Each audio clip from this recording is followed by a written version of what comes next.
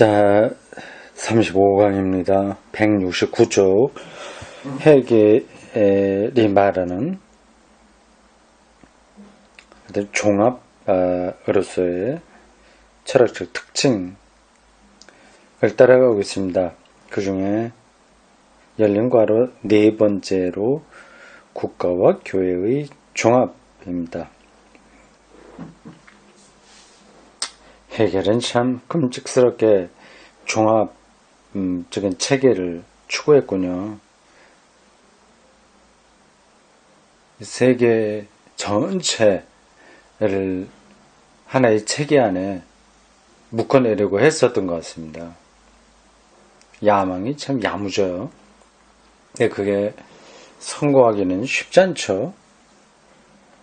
그런 마치 물리학에서 물리의 모든 성질들을 하나로 묶어내려고 하는 시도하고 비슷합니다. 장이론, 촉근이론 등등이 나왔지 않습니까?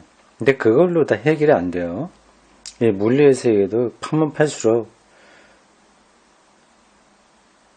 그런 체계 안에 다 들어가지 않는 세계가 나타나거든요. 어쨌든 그렇게 시도했다고 하는 것은 필요한 작업입니다. 자, 169쪽 중간입니다. 내가 말하고 싶은 제 상임의 종합은 틸리가 이제 헤겔의 종합적인 철학의 특징으로서 세 번째 말하려고 하는 것은 정치적 영역에서 이루어지는 종합, 국가와 교회의 종합이다. 이 종합이라고 하는 표현은 딱 맞아떨어지지는 않습니다. 결합이라고 하는 거랄까요? 대충 종합한다는, 종합은 끌어모은다는 뜻인데 끌어모으는 건 아니거든요. 여러분이 헤겔이나 일반적인 낭만주의 철학에서 또 국가라는 말을 들을 때는 오늘날 자유민주주의에서 국가라고 부르는 것, 그 추상적인 통치 체계를 생각해서는 안 된다. 그러므로 국가를 경제적, 문화적 생활 내용에서 분리시킨다는 이 나라, 미국의 사상은 모든 유럽 나라에서 국가가 의미하는 것과는 전혀 다르다. 헤겔이 이해한 것으로는 국가란 한 민족, 국민 속에서 이루어지는 온갖 공동체적 활동의 종합적 통일이다. 국가는 교육, 예술, 종교, 경제, 방위, 행정, 법률 그리고 그 밖의 문화 영역에 속한 모든 것을 방향짓는 중심이다. 대단한 힘이네요. 미국은 그렇게 생각하지는 않았다는 거죠. 조금 더 개인의 자유를 중요하게 생각을 했겠죠. 여러분이 국가를 이런 의미로 받아들인다면 국가란 지상에서 나타난 신적인 것이라고 한때 헤겔이 말했던 이 표현을 보다 잘 이해할 수 있게 될 것이다. 그러나 국가를 중앙 집권적인 행정과 동시한다면 그것은 국가에 대한 모독에 가깝다. 이것은 불행한 표현이다. 그런데 이것은 헤겔에 맞서 가끔 사용되었다. 헤겔이 그걸 말하는 건 아닌데 그 개념으로 헤겔을 비판하는 건 잘못됐다는 뜻이겠죠. 헤겔이 말한 참된 의미는 시간과 공간의 모든 문화 영역에서 자기를 실현하는 신의 현존이다. 절대정신이 완전히 발현되는 실제 영역을 이제 국가라고 본 거죠. 여기에 관한 집중적인 통일이 가장 넓은 의미의 국가다. 만약 여러분이 국가를 이런 뜻으로 받아들인다면 국가란 실제로는 교회다. 왜냐하면 국가는 단순히 행정이 아니고 종교를 포함한 모든 면에서 문화생활이 되기 때문이다. 그렇다고 한다면 국가는 이를테면 신의 몸이라고 불릴 수 있을 것이다. 거의 교회 개념이 국가에 적용되는 것으로 볼 수 있습니다. 그러나 이런 표현은 대단히 좋지 않다. 왜냐하면 이러한 관념은 의식적으로나 무의식적으로나 독일, 러시아, 이탈리아 그 밖의 나라에서 전개된 전체주의적 이데올로기에 의해서 이용되었기 때문이다. 그렇군요. 강력한 신적 능력의 그 현실 일이 이제 국가니까 그런 집단적이고 전제적인 이데올로기가 여기서 작동될 수밖에 없는 겁니다. 그래서 해겔은 정치적인, 경제적인 생활 전체의 중앙 집권적 통제를 정당화하는데 가끔 인용되기도 한다. 아하. 자기는 원하지 않았지만 또 생각하지 않은 부분이지만 그렇게 오용될 수 있는 거죠. 이것은 해겔이 전에 생각도 못했던 것이다. 행정은 국가의 모든 기능 가운데 하나에 지나지 않으면 법률 또한 또 하나의 기능일 뿐이다. 이것들 중에 그 어느 것도 전체주의적인 의미에서 생각된 것은 아니다. 그런 위험성이 있긴 있지만 아니다. 우리에게 가장 중요한 것은 교회와의 관계다. 만일 우리가 국가에 대한 해겔의 정의를 채용한다면 그때 물론 국가와 교회는 같은 것이 된다. 해겔을 추종하는 몇몇 신학자들은 국가에서 독립된 특수한 교회가 있어서는 안 된다는 사실이 분명해졌다고 생각했다. 그렇게까지 진도가 나갔나요? 국가의 생활과 교회의 생활은 하나여야만 한다. 여기에서 고전주의 영향이 확실해진다. 왜냐하면 그리스의 도시국가에서 폴리스의 생활에서 분리된 독립적인 교회나 제의 같은 건 없었기 때문이다. 국가와 교회 일치이네요. 종교 일치입니다. 따라서 그것은 철학자나 신학자에게는 양편 다 이상적인 것이 되었다. 위렐름 드 베테 1780년에서 1849년 이 사람은 그리스도 교회의 운명은 이미 교회에 의존하지 않고 사회에서 주어지고 국가 형태에서 표현되어 있는 실체에 의존하고 있다고 말했다. 넓게 이렇게 보는군요. 여기에서 실체, substance라는 말은 정신적 실체, 국가의 삶이 성장하는 창조적 근거를 의미한다. 그러므로 국가와 교회는 이미 분리될 수 없다. 종교일체예요. 이러한 사상은 이상하게 들리는 게 아니다. 미국에서 행해지는 공공연설에서 우리는 그리스도교 국민이다라는 말을 우리는 종종 듣는데 이것을 무엇을 의미하는 것일까? 확실히 우리는 경험적인 의미에서는 그리스도교 국민이 아니다. 그렇죠. 세속적인 거죠. 종교적이지 않죠. 우리는 모두 국민과 마찬가지로 그렇게 비그리스도적이다. 아마도 이 말은 우리의 온갖 세속적인 생활 가운데 또는 국민 생활의 몇 가지 표현 가운데 그리스도교에 의해서 형성되어 오는 하나의 실체가 있다는 것을 의미할 것이다. 그리스도교라고 하는 명분이 아니지만 그 정신이 그 미국 문화 속에 들어있다? 그런 뜻일까요? 이런 의미에서 해석한다면 이 말은 옳지만 특히 이 말이 반공주의 선전에 이용된다면 그것은 몹시 위험스러운 말이다.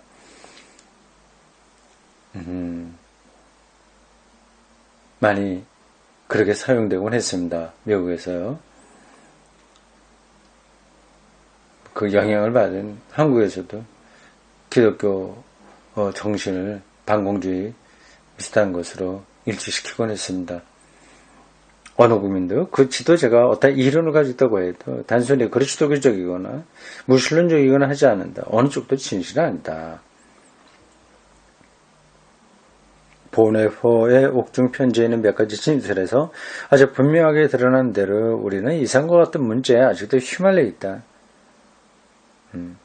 어린아이라는 거죠. 인간은 성인이 되었다. 아직 정신이 아주 유약해서 죽음이 들었고 해서 신을 찾는 그런 상태가 아니다는 거죠. 종교의 영역과 문화의 영역의 분리는 더 이상 더 존속될 수 없다. 종교 영역과 문화 영역의 분리 존속될 수 없다.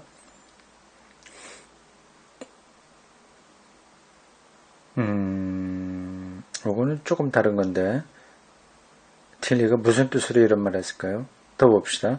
교회는 역사에 나타나는 신적인 것의 유일한 대표가 아니다. 세속문화도 이와 동등한 권리를 지닌다. 현재에서도 아마도 세속문화가 더 참된 권리를 가지는지 모른다.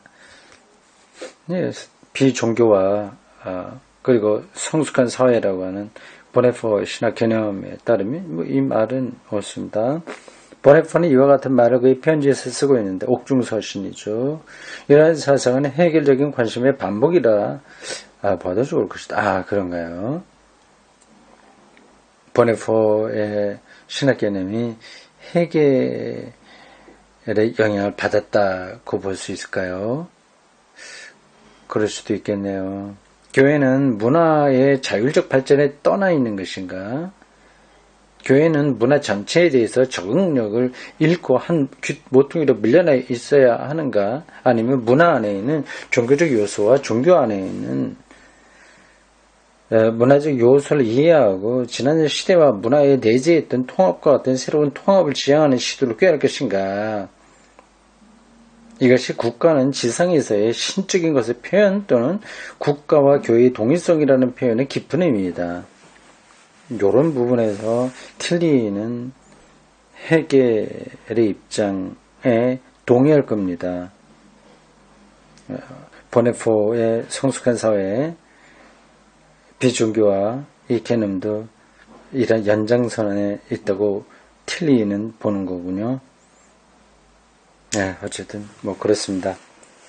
열린 괄호 5번 섭리, 역사, 신종론이라고 하는 소제목입니다. 섭리, 하나님의 섭리, 역사, 세계 역사, 신종론, 무죄자의 고난 혹은 죽음 앞에서요 하나님을 어떻게 변증해낼 것인가 하는 그런 관점들, 전쟁을 거칠 때는 늘 이런 논의가 현안이 되는 거죠. 해겔이 종합을 시도했던 또 하나의 점, 가장 중요하고 결정적인 점이 있다. 앞에서는 국가와 교회의 종합이었는데 또 하나 있습니다. 그것은 섭리와 신정론에서 보는 역사 해석이다. 역사가 해겔이 가장 중요하죠. 역사 철학이 그의 모든 철학이라고도 할 수 있습니다. 이 세상의 현실적 상태에도 불구하고 어떻게 하면 신을 정당화할 수 있는가. 그렇죠. 이 현실적 세계라고 하는 것은 부조리한 거죠. 악의 득세죠. 해겔은 우주 조화의 개념을 가진 라이프니츠와 계몽주의를 따른다. 우주, 코스모스 개념, 라이프니츠, 계몽주의를 따른다. 조화는 해겔에게도 하나의 역설적 개념이다. 현실의 모순에도 불구하고 개인의 자의와 불합리성에도 불구하고 역사의 궁극적인 결과는 긍정적인 것이며 신의 목적과도 일치하는 것이다. 이거는 기독교적으로도 맞죠. 지금은 악이 득세하는 것 같으나 결국 하나님의 승리가 이미 실현되었다. 완성된다 하는 거니까요. 해겔의 역사 해석은 세속화한 형태의 섭리사상을 적용한 것이라고 말할 수 있다. 말하자면 철학자가 신의 왕좌에 앉아서 섭리적인 활동을 통찰하고 그것을 기술하는 것이다. 해겔은 모든 사건에서 절대정신, 절대영이라고도 할 수 있습니다. 그 모든 존재 그 자체의 신적인 근거에 자기 실현을 볼 수 있게 된다.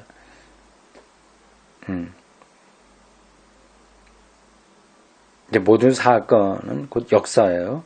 이것은 역사 안에 일어난 모든 것이 어떤 형태로든 신적 계시라는 사실을 의미한다. 해겔은 역사는 합리적인 것이라고 말할 수가 있었는데 이때 합리적이라는 것은 로고스의 원리, 역사에서 신의 자기 현현의 원리 또는 신적인 근거가 현현하는 형식의 보편적 원리에 따른 합리성을 말한다. 해결해서 이 역사가 종합되고 있습니다. 이걸 계시라고 하는 거예요. 계시로 보았습니다. 펜넨베르크 신학이 헤겔 철학에 많은 영향을 받았다고 하는 것이 바로 이 지점입니다.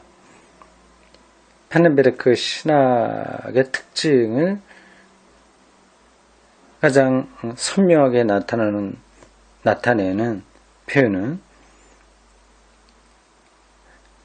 오펜바룽 알스 게슈테입니다. 독일어 역사로서의 계시입니다.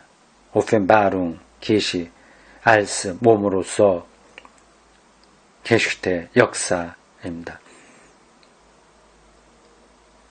헤겔의 이 역사를 보는 눈이 펜넨베르크가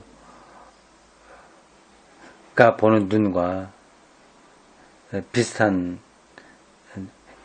근거를 두고 있습니다. 다만 차이가 있다면, 다만이 아니라 차이가 찾아보면 많이 있겠죠. 그 대표적인 걸 말한다면, 헤겔에 의하면 역사는 정반화, 변형법적으로 이미 결정되어 있는 거예요. 절대 정신이 지배하는 세계가 딱 프로그램으로 딱 나온 겁니다.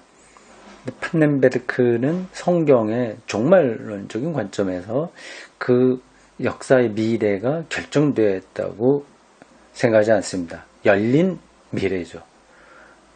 이걸 다시 정리하면 헤겔에게서는 역사가 닫혀 있는 반면에 혹은 역사 결정되어 있는 반면에 펜넨베르크는 열려 있는 거죠. 역사 결정론과 역사 개방성이라고 표현하면 됩니다. 전자의 것은 헤겔이고 후자는 펜넨베르크입니다.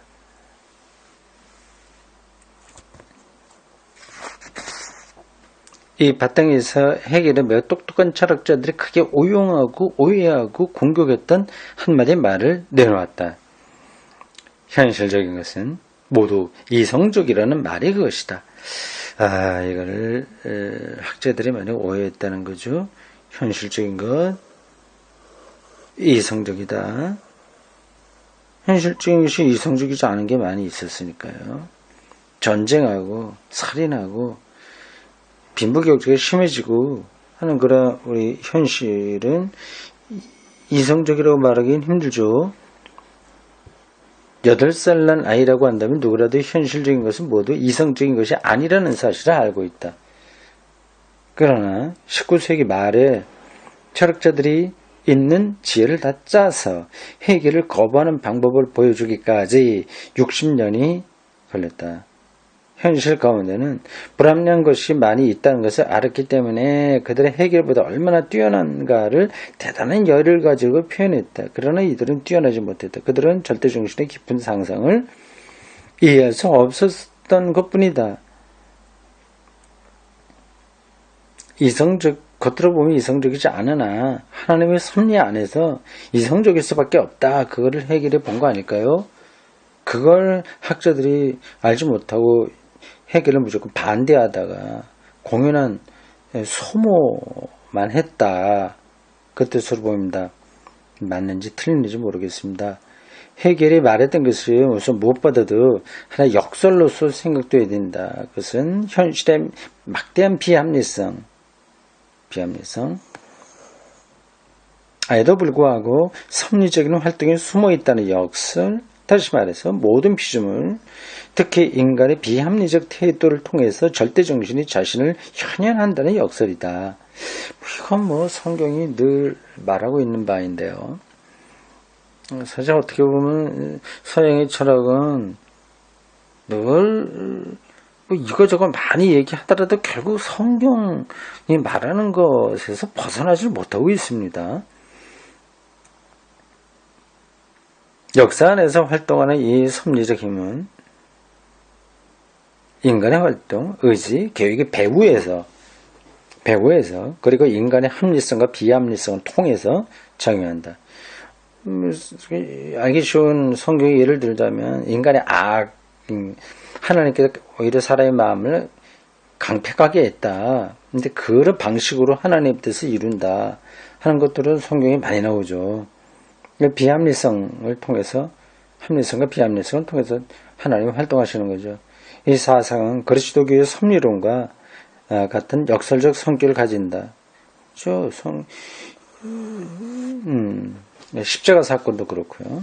해결도 알고 있었던 비극적인 사건에도 불구하고 그런 섭리에 대해서 실망하지 않았고 하나님을 창조자와 완성자로 믿는다면 이 세상에 아무리 불합리하다고 하더라도 이거를 절망하지 않죠. 초기 그리스도인들도 무서운 박해 아래 있었으면서도 실망하지 않았다. 여러분이 섭리에 대하여 비역설적으로 말할 경우에 한해서 여러분 실망하는 것이 마땅하다. 만일 여러분이 섭리에 대해서 역설적으로 말할 경우에는 이런 일 저런 일에도 불구하고 뭐뭐임에도 불구하고 삶의 신비가 모든 사건의 배후에 존재한다고 말할 수 있다. 당연하죠. 이런 것들이 새로운 것처럼 여기서 해결의 역사 이해에서 나오는 걸까요? 각 개인은 매 순간마다 그리고 모든 상황에서 신에게 직접 접하고 있으며 시간 안에서 또 시간을 넘어서 자기 완성에 도달할 수 있는 것이다. 전쟁 속에서도 사랑이 꼽힐 수 있고요. 평화가 꼽힐 수 있습니다.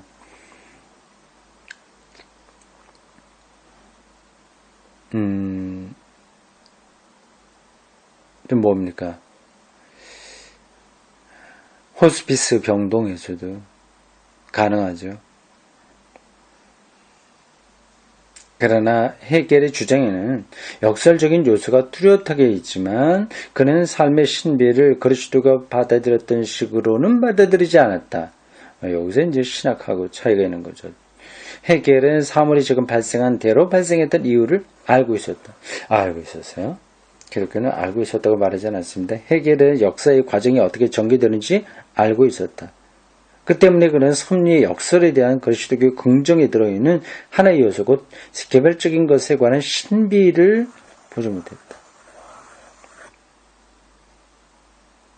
여기에 한계가 있는 거죠. 한계라기보다도 차별성이 있는 겁니다. 그는 개별적인 것을 논하지 않고 일반적 과정 그 자체를 알고 있다고 믿고 있었다. 그런 영원한 본질이나 가능성의 실현으로 역사를 구성했다. 이때의 영원한 본질이나 가능성이라는 것은 내적 변증법적 운동을 하는 신적 생명이며 아주 정적이진 않아요. 변증법적이니까 동적이긴 합니다. 말하자면 신이 자기 자신에게서 가지는 놀이, 플레이, 놀이다. 여기에서 그런 신적 생명의 내부에 있는 삼일체론적 상징주의를 전개했다. 이게 삼일체론적 상징주의라. 이러한 영원한 본질은 시간과 공간에서 전개되는 역사적 과정에서 현실화하는 것이다. 근데 이 사람에게는 그러니까 하나님이 인간이 되었다. 혹은 그런 것까지는 이해하게 될 텐데 십자가에 달렸다. 신 스스로 십자가에 달렸다 하는 기독교 인간 역사 이해를 받아들이기 힘들 겁니다. 그러나 영원한 본질은 어떻게 현실화되는가? 영원한 본질이 어떻게 현실되는가? 여기에서 역사에 관한 해결의 비극적인 감정이 그의 해석자들이 흔히 빠뜨리고 보는 방식으로 나타난다. 비극적 감정? 이게 뭘까요? 역사는 개인의 행복을 위해 있는 자리가 아니라고 말한다. 개인의 행복, 개인이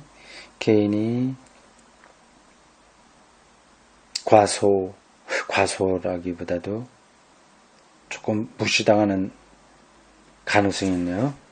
개인은 역사에서 행복할 수가 없다. 역사는 개인을 염려하지 않는다. 역사는 신적 생명 안에 있는 하나의 관념, 본질, 가능성으로부터 자신을 실현하면서 다른 관념, 본질, 가능성을 향하여 장대한 길을 간다. 이러한 사상의 담지자가 사회 집단이며 국민이며 국가다. 이제 거대한 집단 전체주의의 가능성이 이렇게 보여. 북한도 좀 그런 경향이 많이 있지 않습니까? 개인은 따로 존재하지 않고 국가 차원에서 존재해요. 또 국가는 이제 개인을 위한다고 말은 하긴 하지만 이 사이가 너무 결탁돼 버려서 실제적으로 개인의 의미, 행복 이런 것들은 상당한 경우에 무시당할 수 있습니다. 해결에서 이런 경향이 나타나네요. 각 국민, 각 문화단체는 자신의 때를 가진다. 특수하고 영원한 하나의 관념은 해결의 논리학에서 말했듯이 그때그때 시간과 공간에서 현실화한다.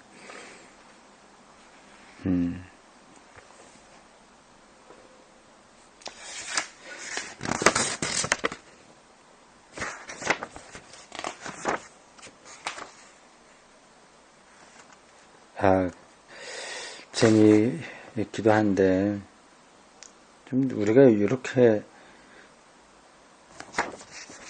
따라가는 것으로 다 이 해겔의 사상을 알기는 좀 어렵죠.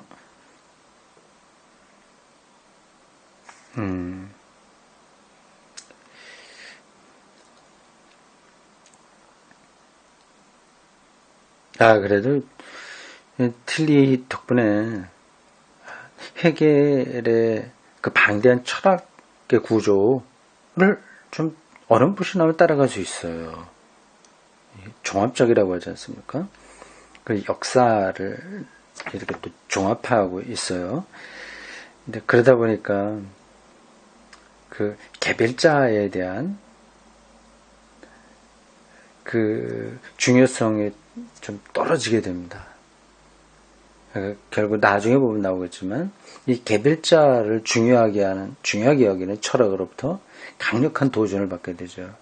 이 개별자를 강조하는 철학이 실존주의예요. 실존주의. 개인의 실존에 최선의 가치를 두는 철학입니다. 케르케고르 같은 사람이 해겔을 비판할 수밖에 없습니다.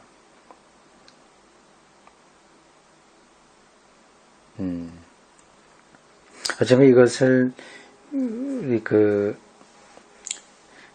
기독교 구원의 구조와 연관시킨다면 이렇게 설명할 수 있습니다. 기독교 구원을 사회구원과 개인구원 이렇게 말할 수 있어요. 사회구원과 개인구원. 사회구원은 사회가 전체적으로 하나님 나라에 가까이 감으로써 거기에 이제 사람들이 참여할 수 있게 됨으로써 획득되는 구원을 가리키거든요. 빈부격차가 줄어들고 정의로워지고 뭐 등등등 우리가 생각하는 이 사회 차원에서 새로워져야 될 요소들을 강조하는 겁니다. 그게 사회구원이에요. 근데 그것만 강조하게 되면 이제 개인구원의 차원이 약화되는 거죠. 근데 개인구원에 초점을 맞추게 되면 이 사회가 아무리 악하고 구조가 불합리하게 됐다고 하더라도 구원의 가능성은 열리는 겁니다. 인간이 얼마든지 개인이 행복할 수 있는 거죠. 나쁜 사회 속에서도요. 이 두 가지 요소가 다 같이 가야 됩니다. 한쪽에만 방점을 지키게 되면 그럼 이제 다른 쪽이 약화되니까 결국 구원의 차원이 축소된다. 구원의 능력이 위축된다. 이렇게 말할 수 있습니다. 사회구원과 개인구원을 얘기하지만 사실은 구원을 그런 걸로 도식화할 수도 없어요. 그리고 같이 연결시킨다고 하지만 그 연결된다고 해서 모든 문제가 해결되는 것도 아니고요. 생명, 구원 이런 것들이 사회적인 차원과 개인적인 차원 이 두 차원으로 딱 정리되는 것도 아닙니다. 삶이라고 하는 것은 신비에서 우리가 나름대로 분석을 하고 있긴 있지만 그런 분석에다 담기지 않는 게 분명합니다. 그래도 그런 분석을 계속 해 나가야 됩니다. 한계가 있지만 그럼에도 불구하고 이런 분석을 통해서 우리의 삶을 더 향상시킬 수 있는 거죠. 신앙적으로 말하면 하나님 나라에 좀 더 가까이 가는 것, 혹은 하나님 나라가 현실화되는데 조금 더 가까이 가는 것, 이렇게 말할 수 있습니다. 예.